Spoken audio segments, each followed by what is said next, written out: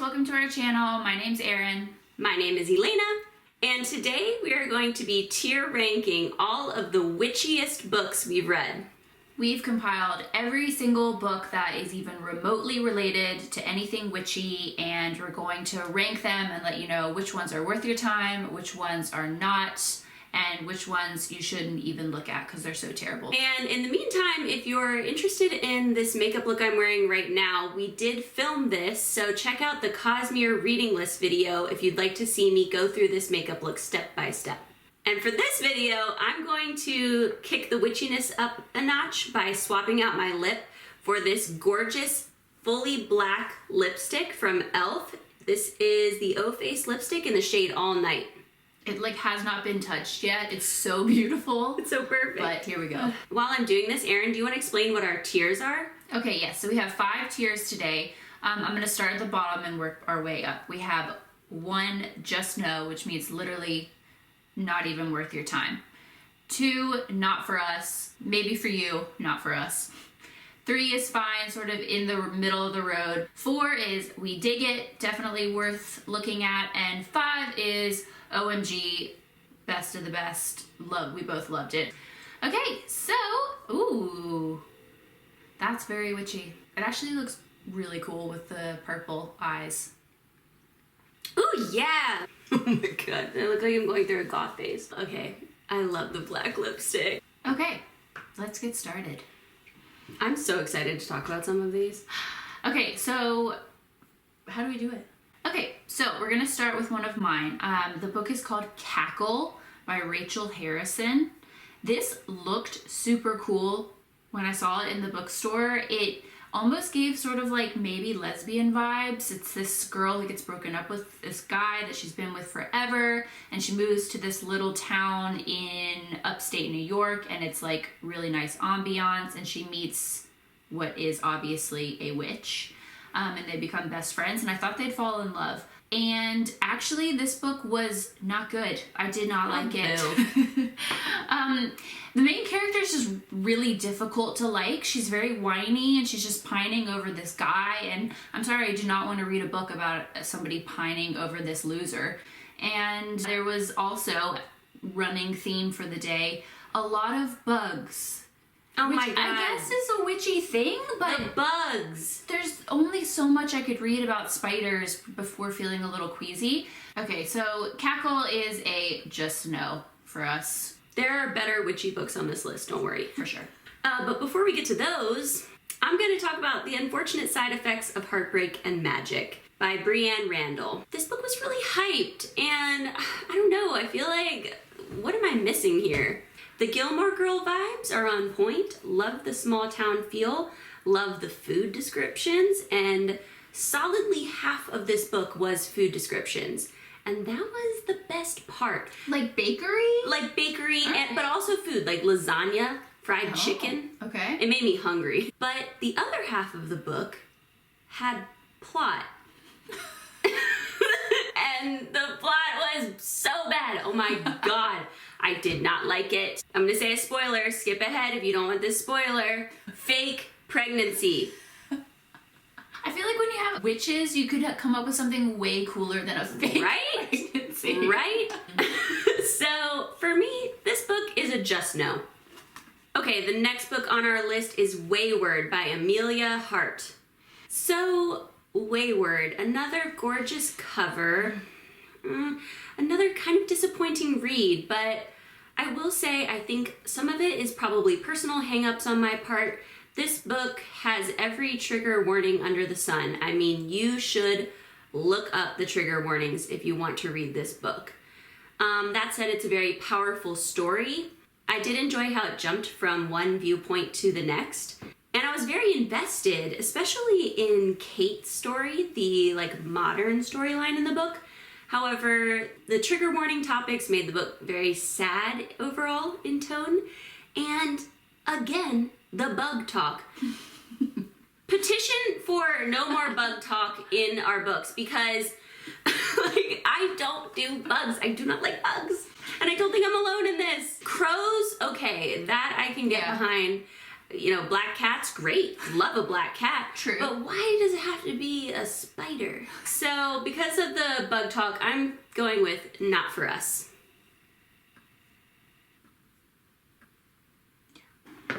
Okay, next up we have Witch of Wild Things by Rachel Vasquez-Gilliand. This was another one that I just saw at the bookstore, and it looked so cute. A little romance, a little witchy vibes. What can go wrong? What did go wrong? This one was good. The main character, is a witch of wild things, of plants. She manipulates or can talk to plants, and that part was really cool. You know, honestly, I liked it until about 3/4 of the way through. The love interest is really cute, but the spice is poorly written. I mean, you know the scenes we mean. just like in real life, if a guy said certain things to you in the moment, you would be turned off and concerned. And I felt the same here. I literally started laughing. The book was ruined. It was She texted me a screenshot and I was like, oh no. It's a shame because it sounds like the rest of the book was pretty good. It's pretty good. I mean, and the ending really, I don't like when books wrap things up with a bow, and that kind of happened in this book as well. I don't know, it felt too convenient. But yeah, the main issue for me in this book was the romance and the way that it was written towards the end. And for that reason, I'm gonna say it's fine, because some people might not have had a problem with the spice. We all have preferences. Yeah. Speaking of better books out there, I have an excellent witchy recommendation, Venko. I listened to this in audiobook in less than 24 hours. I was addicted. I could not stop.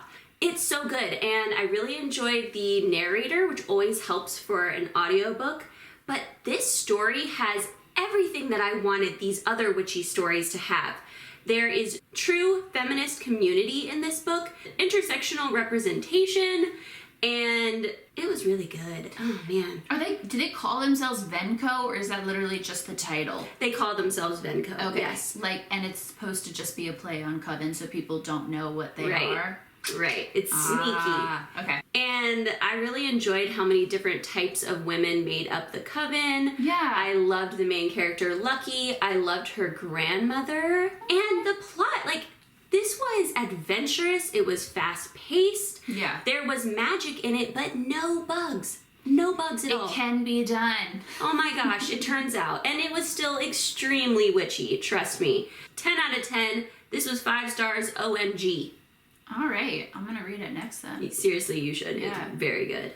Next we got the X-Hex. Oh my god. Okay, another love for me. I read the X-Hex in pretty much one sitting. I love that. There should be more witchy romances that are good. Yes. Yeah. Yes. This one really hit for me. It's sweet. It's much more low stakes than the other books on this list. It's just a fun, romantic romp. It sort of felt like, yeah. To me, this book is like a combination of an Emily Henry book and the movie Halloween Town, okay? It's That's so much perfection. fun, right? It's just what you want. So for me, once again, 5 stars, OMG. Good.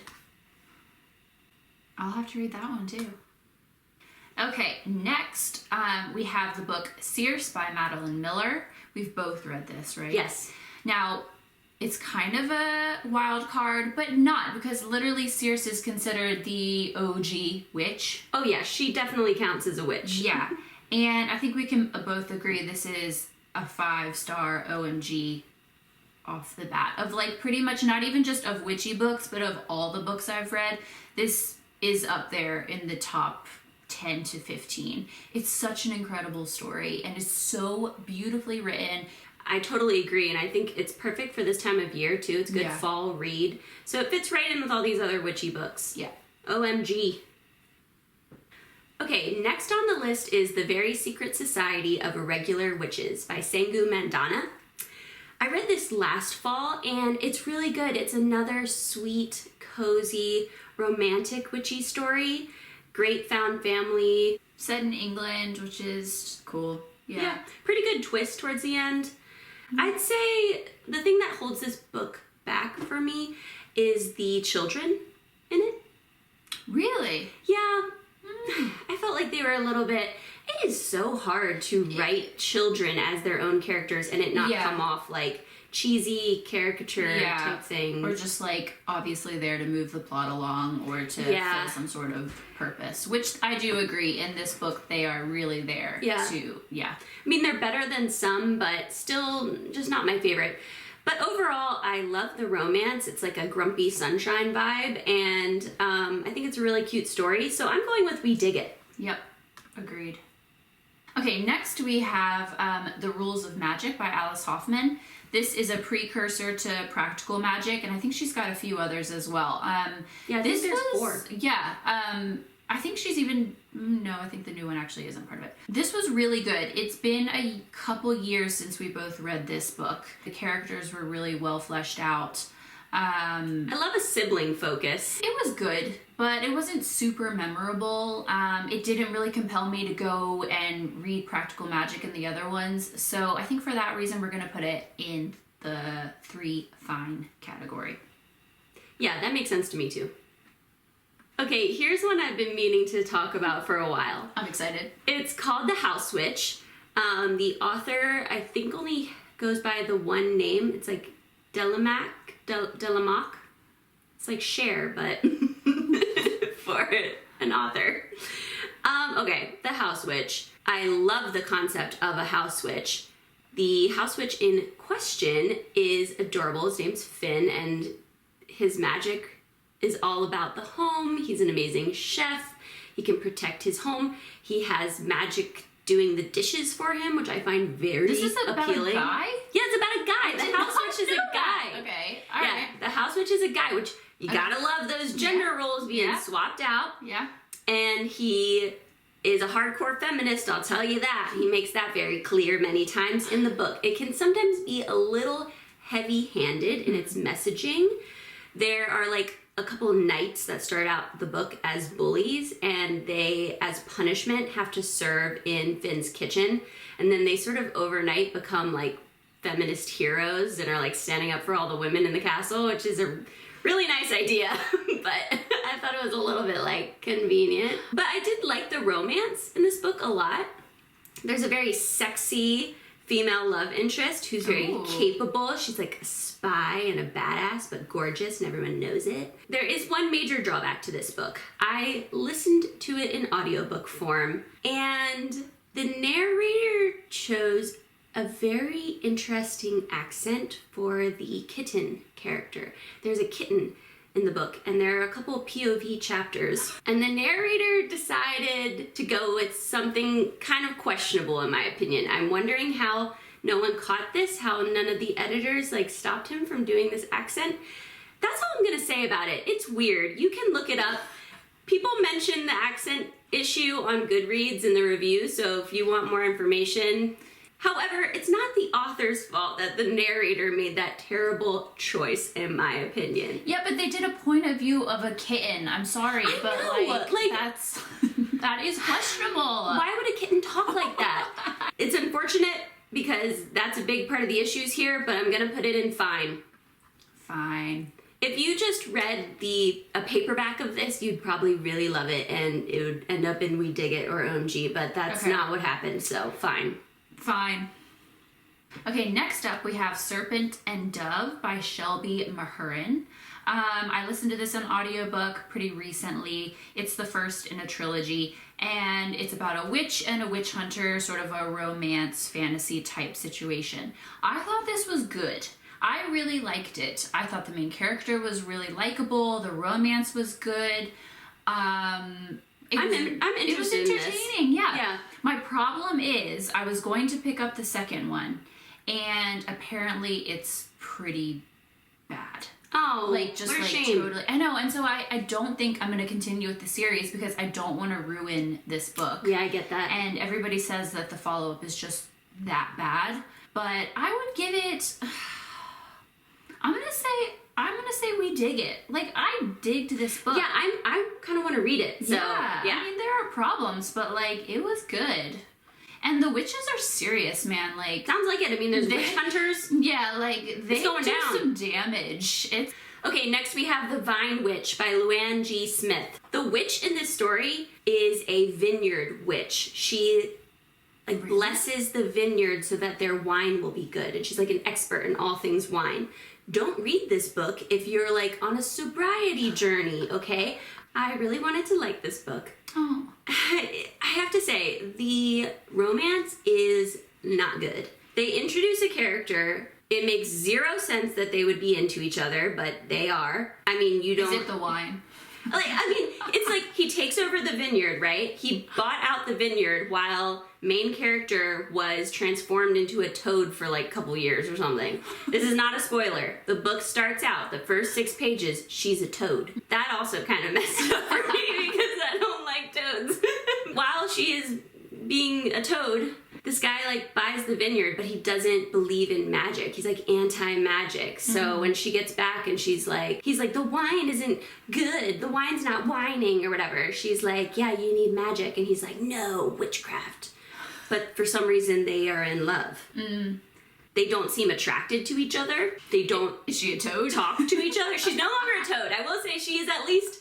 looks human, and of course she's beautiful, you know. The plot was just very predictable and kind of shallow. I think I will actually read the next one because I've heard the series improves, and the next one's like poison focused or something. Ooh. So that kind of sounds interesting to me. But overall, I'm gonna actually say it's not for us. Really? Okay. Yeah. Okay, I kind of thought it would be better than The House Witch, but I love it. I mean, no, I would definitely, like, if I'm putting those two up against each other, I would definitely choose The House Witch. Okay, cool. Akata Witch by Nettie Okorafor. I am obsessed with this series. It is so freaking good. And it does count as witchy because they literally call themselves witches, okay? And this story, this will like grab your heart and run with it. The main character, Sunny, she is albino. This is set in Nigeria, and she forms her own little coven of sorts with like her girl best friend, and then 2 guys, and they kind of pair off. It's so cute. Like the romance is adorable. These are teenagers. It has a magic school system, kind of like Harry Potter-ish, but Nigerian. And one of my favorite things about this series is how much it focuses on Sunny and her best friend, Chi-Chi.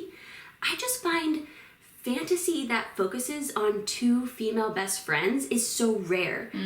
I've been searching for that dynamic ever since because it is so much fun to read about Sunny and Chi-Chi just blasting their way through life. I mean, the magic they do in this book is freaking awesome. It's really, really good. I absolutely love this series. So for me, this is definitely OMG. Okay. Last, but certainly not least, we have A Discovery of Witches by Deborah Harkness. This is like, everybody knows this series. It's about a witch and a vampire who get together.